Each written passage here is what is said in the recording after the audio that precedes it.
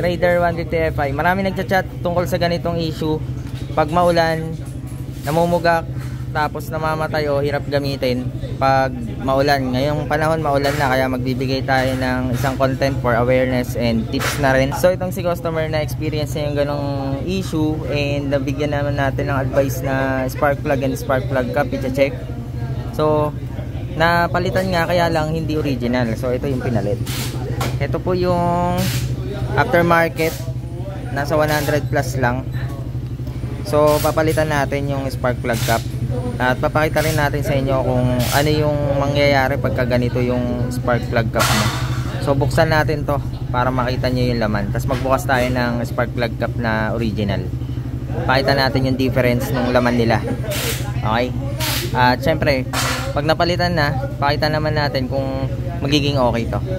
Ito yung difference ng spark plug cap, aftermarket tsaka original. Unang-una merong serial code dito, yung original. At ito naman is parang may ganito siya, naiiba. Ito yung SGP. So buksan natin parehas. Pakita muna natin kay boss para mabigyan tayo ng ng mga basic ideas tsaka tips pa na karagdagan. Ito pakita natin, tawagin natin. Boss, istorbohin kita, boss. Istorbohin kita. Okay lang kung may istorbo ka, busy ka yata eh. Ito boss, spark plug cap. Una, namumugak dahil pag nababasa ng ulan daw. Tapos nagpalit siya, aftermarket. Medyo ang naging issue niya naman, pag umiinit, lalong namumugak. Saka hirap na i-start. Ito, may problema na daw to? Ito yung sample lang, kasi wala na yung kanya. Sample lang. Sa atin yan galing. Pero sira na rin to. Sira na rin. Pagka siya dito Anong difference nila? Malaki boss? Difference, mas mahaba. Same lang, mas mahaba yung stop. Ito kasi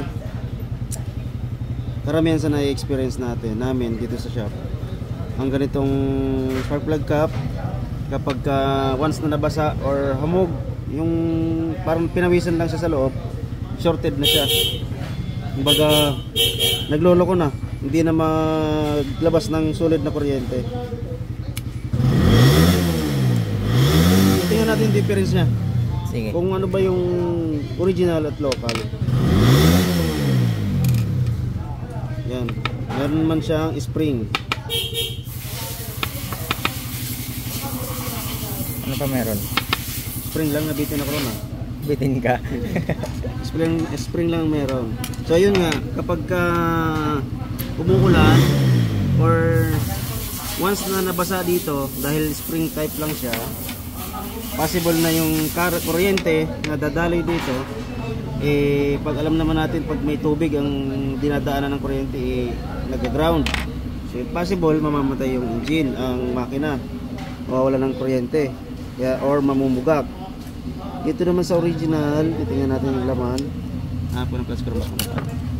Medyo malapad.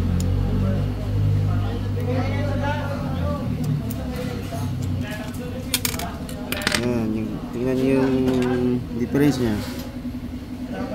Tanso. Ito, ano ba to? Silver? Silver. Yung plastic malaki. Bago spark plug. Sa marami. Ito may spring dapat to. Ito meron din siya.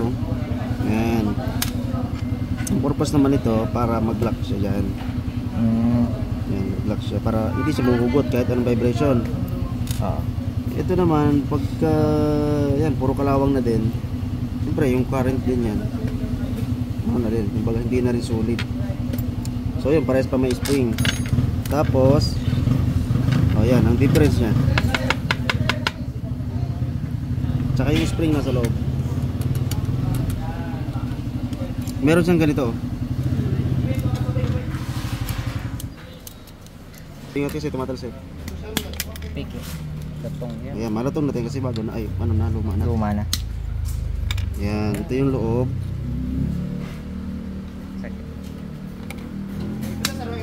Ayan naman sa labas. Ayan. Maiksi. Yan, original yan eh. Piki. Hindi, yan yung original. Ito yung original. Nasa pinakailalim yung ano. Yan yung spring. Ito yung spring ng local. Tapos may fuse pa yan. Pag napundi yung fuse, kailangan palitan ng fuse. Kaya pala. O sa akin muna Wala ba? tayong bibili fuse. Ito. Meron doon sa bahay. Kailan lang binili ito? Bago yan boss, pero ba't Bago. meron balok? Bagong luma. Eh, Malutong agad. pasag ah. After lagan sadyang malutong yan. Eh, ang bulok. Ay, boss, susugat ka boss ha. Wala na. Wala na. Wala na kasunod. Makabukas yan. Ay, Ay, hangin lang yung naka-bluetooth. Meron siya. Naka-bluetooth siya. Yun yung pagka nabasa, sorted na. Oo. Ito yan. Hindi pa nga basa boss, sumasablay na eh. Palit quarter pumpkin lang. Tsaka malaki sila sa iba niya dito. Oo. Ayaw nga. Ay, pabarag niya na. Yun. Yun. Yan. Yan. Umido din pala ta. Ito naman yung ano, yung local. Saka rin yan. Ito tulis oh. Local? Original po siya. Ito original tulis. Malamang magsisira na sila ng spark plug niyan. Sigurado ako. Bukas yan. Hindi, ito pang awareness lang naman na Yung difference lang naman itong ina natin. difference yung pakita natin. Bakit namamalya? Ito nahuhugot to.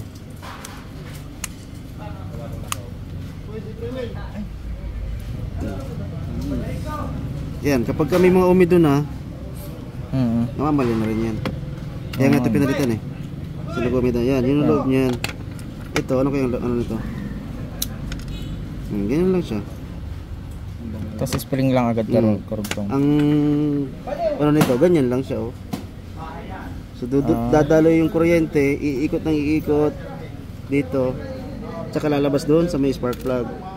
Dito, dadalo dito sa may spark plug. Yung napanood ko boss yung may ganito. Nagpapalakas daw talaga ng kuryente. Yun oh. Isa rin yan. Dadaan mo na dyan yung kuryente. Sa kanya ibabato. Ito wala, diretso. Yun pala yun. Hindi natin kalat. Yun, kapag tag-ulan, namamalya yung motor. Check nyo na. Check lang spark plug cap. O sa akin yan. Sira. Ayun, umido. Oh, Ito yung pinagpalitan eh.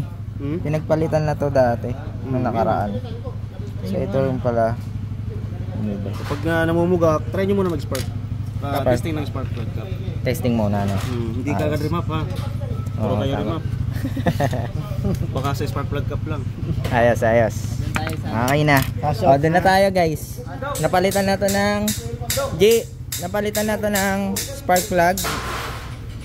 Ayan, bagong spark plug. Bagong spark plug cap pala. Bago daw kasi yung spark plug niya.